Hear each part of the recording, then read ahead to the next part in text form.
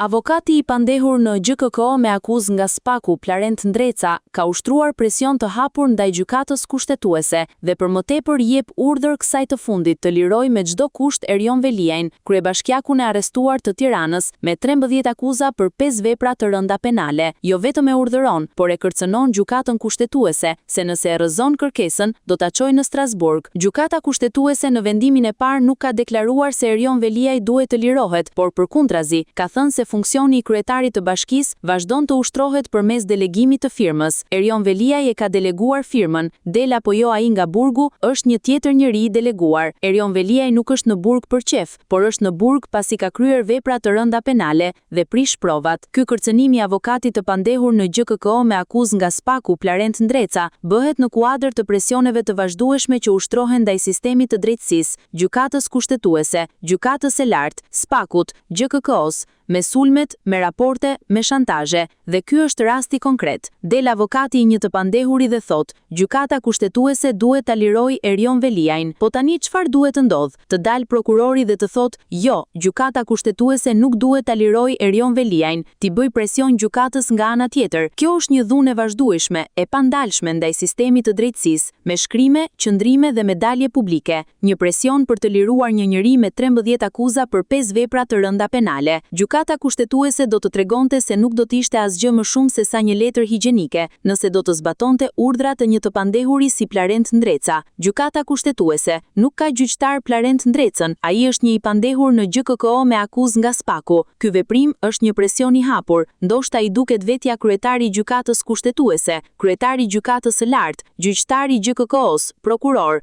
ndoshta me daljen e tij, Plarent Ndreca mendon se I bën të gjitha rolet, por ky është thjesht dhe vetëm një presion dhe një shantazh I hapur ndaj drejtësisë. Organizatat ndërkombëtare, ambasadat, çdo institucion duhet ta monitorojë këtë rast, se e ka të faktuar se si po ushtrohet presioni I vazhdueshëm dhe dhunë psikologjike ndaj gjykatave dhe drejtësisë për të bërë punën e saj. Deri dje kërkohej që gjykata të vendosë në qetësi, pa presion. Tani ditë pas dite, kemi shkrime, sulme, shantazhe, presione ndaj prokurorëve, gjyqtarëve, dhe këtë e bën publikisht dhe I pandehuri në GKK me akuzë nga Spaku, që është avokati I të pandehurit tjetër me 13 akuza të rënda penale.